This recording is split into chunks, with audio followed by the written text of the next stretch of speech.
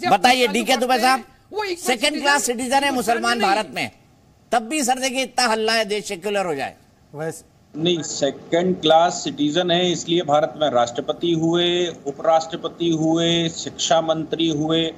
अब second class citizen की इनकी परिभाषा क्या है मैं समझ नहीं सकता। लेकिन जब हम इंडियन यूनियन मुस्लिम लीग की बात करते हैं तो मुझे लगता है कि वो मुस्लिम लीग का कंटिन्यूएशन इसलिए था क्योंकि 389 सदस्य पार्लियामेंट में चुने गए थे जब नेहरू जी सितंबर 1946 में प्रधानमंत्री बने। तो जब दिसंबर 1946 में कॉन्स्टिट्यूएंट असेंबली बनी तो 90 सदस्य जो हैं वो मुस्लिम लीग की तरफ से थे। 389 सदस्य थे। इन लोगों ने पार्टिसिपेट नहीं किया था, पार्लियामेंट छोड़ दिया। जैसे अभी 22 दलों ने नए पार्लियामेंट के उद्घाटन को छोड़ दिया था, उस समय मुस्लिम लीग वालों ने भी पार्लियामेंट में भाग लेने से मना कर दिया था कॉन्स्टिट्यूएंट असेंबली में। उस समय जब पाकिस्तान बना तो मुस्लिम लीग ऑटोमेटिकली भंग हो गई। पाकिस्तान जब मुस्लिम लीग गई तो उसने वहां नया नाम रखा पाकिस्तान मुस्लिम लीग। उसी के सब्स्टिट्यूट के रूप में भारत में जो मुस्लिम लीग बनी उसने इंडियन यूनियन, चूंकि भारत का नाम यूनियन ऑफ इंडिया हो गया था इसलिए अब उसने नया नाम रखा इंडियन यूनियन मुस्लिम लीग। तो वो कंटिन्यूएशन वही है जो मोहम्मद इस्माइल लेकर आते हैं और वही मानसिकता है। अब बात यहां पर यह है, आप मुझे बता दीजिए कि रावण भारत का एक बहुत बड़ा विलेन है। क्या कोई अपने बच्चे का नाम रावण रखता है जब रावण के बारे में पूरे देश को मालूम है? कंस कोई अपने बच्चे का नाम रखता है क्या? ये वही मानसिकता के लोग रख सकते हैं जो उसको फॉलो करते हैं। मुस्लिम लीग के अलगाववाद को फॉलो करने वाले लोग ही भारत में इंडियन यूनियन मुस्लिम लीग नए सिरे से बना सकते हैं। बाकी तो जो विभीषिका हुई पार्टीशन की, उस विभीषिका को ध्यान में रखते हुए कोई सक्सेसर के रूप में वो नाम नहीं रख सकता। लेकिन इंडियन यूनियन मुस्लिम लीग ने रखा। इसलिए ये कहना कि इंडियन यूनियन मुस्लिम लीग ये नई है, उसका कंटिन्यूएशन नहीं है। तो बांग्लादेश में भी मुस्लिम लीग बनी, पाकिस्तान में भी मुस्लिम लीग बनी और भारत में भी मुस्लिम लीग बनी। ये कंटिन्यूएशन है उसका। लेकिन अब उनको नहीं दिखाई पड़ रहा हो तो बात अलग है। मैंने जैसे कहा ना कि कोई अपने बच्चे का नाम रावण रखता है क्या? क्योंकि रावण एक दुष्ट था, रावण एक राक्षस था। वो ब्राह्मण जाति में जन्म लेकर भी राक्षस था, उससे मतलब नहीं है। मतलब तो यह है कि क्या कोई अपने बच्चे का नाम रावण रखेगा और उस विभीषिका को स्वीकार करेगा जो उसने की थी? इसलिए मुस्लिम लीग नाम रखना अपने आप में एक विभीषिका बताता है कि वो मुस्लिम लीग के कंटिन्यूएशन में किस प्रकार से है और कहां वो लेकर जाते हैं। अब इस बात को अब वो अगर सेकुलर कहते हैं, कोई मुसलमान देखो रहमान साहब बैठे हैं, ये कह सकते हैं कि मुसलमान सेकुलर होता है, क्योंकि मुसलमान जो सेकुलर होगा वो मुसलमान हो ही नहीं सकता। मुसलमान जो अपने आप को ये कहता है कि ईसाई ये कहता है कि मैं सेकुलर हूं तो हो नहीं सकता, क्योंकि इस्लाम की परिभाषा ये कहती है कि आप अगर अल्लाह को नहीं मानते, कुरान को नहीं मानते, पैगंबर मोहम्मद को नहीं मानते तो आप मुसलमान हो नहीं सकते।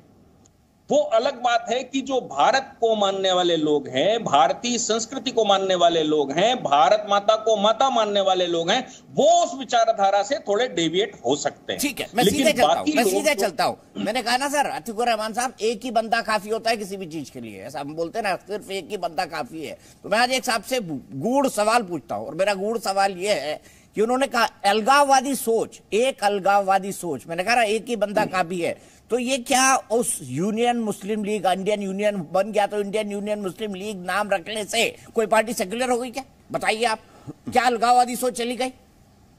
तो भाई हिंदू भाई जो आप पैमाना इंडियन यूनियन मुस्लिम लीग को दे रहे हैं तो क्या वो राष्ट्रीय स्वयंसेवक पर आधारित नहीं होता है, लागू नहीं होता है? हिंदू महासभा पे लागू नहीं होता है? क्यों भाई, क्यों नाम रखने की जरूरत पड़ गई आपको हिंदू महासभा? क्यों आपको राष्ट्रीय स्वयंसेवक नाम रखने की जरूरत पड़ गई?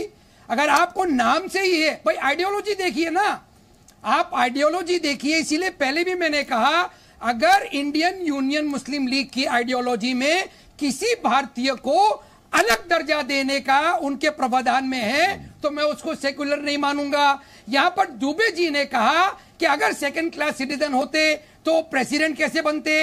अरे साहब, प्रेसिडेंट बने वो इंडियन कॉन्स्टिट्यूशन के तहत। मैं आपको आरएसएस के कॉन्स्टिट्यूशन की बात बता रहा हूं। आरएसएस के कॉन्स्टिट्यूशन में, आरएसएस के कॉन्स्टिट्यूशन में मुसलमान और क्रिश्चियन। दीपक जी, केवल एक प्रासंगिक वाक्य बोल दीजिए शहजाद भाई। एक प्रासंगिक चीज कहना चाहता हूं। दीपक जी, ये तो कोई भी कॉन्ट्रोवर्ट नहीं कर रहा है इस फैक्ट को कि मोहम्मद इस्माइल जिन्ना की पार्टी में थे, फिर उनकी पार्टी बंद हुई क्योंकि पाकिस्तान का लक्ष्य था, पाकिस्तान बनने वाला था। उसके बाद यह चर्चा होने लगी कि मुस्लिम लीग इंडिया फ्रेंचाइजी को रखना चाहिए नहीं रखना चाहिए। मूलतः दो ही विषय थे कि एक शरिया होना चाहिए, एक सेपरेट स्टेट होना चाहिए। यदि ये दो विषय नहीं होते तो वो लोग कांग्रेस में ही चले जाते ना। कांग्रेस का विरोधी क्यों करते? कांग्रेस उस समय पर इस मुस्लिम लीग इंक्लूडिंग मोहम्मद इस्माइल के हिसाब से, जो आज ये हम पे आरोप लगाते हैं कि हिंदू बिगेटेड पार्टी थी, और मोहम्मद इस्माइल जो जिन्ना का समर्थक और साथी था, और कट्टर साथी की, इतना बड़ा साथी कि पूरी मद्रास प्रेसिडेंसी का चार्ज उसके पास था, और मद्रास प्रेसिडेंसी पूरे साउथ को एक तरह से कवर करती थी। अब अगर कोई अतीकुर रहमान इस फैक्ट को डिनाई करते हुए बोले कि नहीं ये तो बड़े सेकुलर थे, तो ये कांग्रेस का अपमान कर रहे हैं।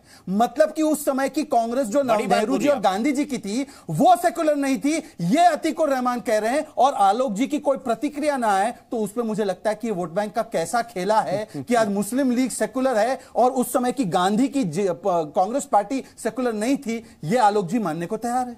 आलोक जी मान रहे हैं आप ये बात? शहजाद ने बड़ा पॉइंट उठाया है और बेहतरीन पॉइंट उठाया। आज दीपक जी सुबह से ना बीजेपी के आदर्श पंडित नेहरू हो गए। जिस प्रवक्ता से बात करो सब पंडित नेहरू को कोट कर रहे हैं। पंडित नेहरू ने पंडित नेहरू ने पंडित नेहरू के बारे में आप लोगों ने क्या क्या कहा? अरे ने तो अभी बताया था कि पंडित नेहरू ने संगोल लिया था, उन्होंने ये भी बताया था, फोटो भी डाली थी उनकी। ये थोड़े दिन से चल रहा है ऐसा। इनका वही है कि जब सूट करें तो उठा लो, नहीं सूट करें तो छोड़ दो। तो हर पॉलिटिकल पार्टी ऐसा ही करती है। मैं वापस आता हूँ। इन्होंने कहा साहब कोई रावण नाम नहीं रखता, कोई दुबे साहब हैं अभी पैनल में। अरे भाई इस देश में तो ऐसे लोग भी हैं जो रावण की पूजा भी करते हैं, क्या उनको हम देश से बाहर कर दें? मुझे लगता है कि इन चीजों पर देश को उलझाए रखना ही इस सरकार का काम है। आपने दीपक जी कहा एक ही बंदा काफी होता है सोच के लिए, तो भाई आरएसएस से जुड़े कई लोग पाकिस्तान की खुफिया एजेंसी आईएसआई को सूचनाएं पहुंचाने के एवज में जेल में पड़े। डीआरडीओ के एक साइंटिस्ट जो आरएसएस को भगवान मानते थे जेल में पड़े, तो क्या पूरी आरएसएस देशद्रोही हो जाएगी क्या? अरे जेल में भी नहीं किया, सरकार ने डाला है भाई उनको। आलोक जी, अरे भाई किसी ने भी किया हो, आपने कहा एक ही व्यक्ति काफी है, तब तो आरएसएस पे बैन इन्हीं को कर देना चाहिए। लेकिन बैन किसको करें?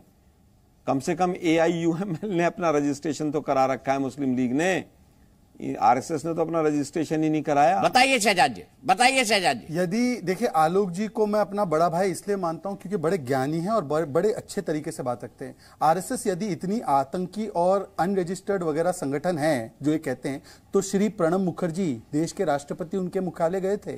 इनके बारे में गोल्डन अक्षरों में बातें रखी गई है जेपी के द्वारा, अंबेडकर जी के द्वारा, महात्मा गांधी जी के द्वारा। ये सारे गलत थे। लाल बहादुर शास्त्री ने तो इनवाइट किया था रिपब्लिक डे परेड में। चलिए इसको छोड़ देते हैं। मैं आलोक जी एक ही सवाल पूछ रहा हूं आपसे, और बड़ा प्रासंगिक है, और ये इसलिए पूछ रहा हूं कहीं ना कहीं क्योंकि मैं भी महात्मा गांधी का सबसे बड़ा पुजारी हूं, हमारी पार्टी पुजारी है उनकी। मैं आपसे उस लिहाज से पूछना चाहता हूं कि बताइए कि उस समय की मुस्लिम लीग के मोहम्मद इस्माइल सेकुलर थे, अतीकुर रहमान का यह कहना है कि जिन्ना के साथी सेकुलर थे और महात्मा गांधी सेकुलर नहीं थे, इसलिए मुस्लिम लीग का होना जायज था। और वो उनकी मांग क्या थी? शरिया एंड स्टेट।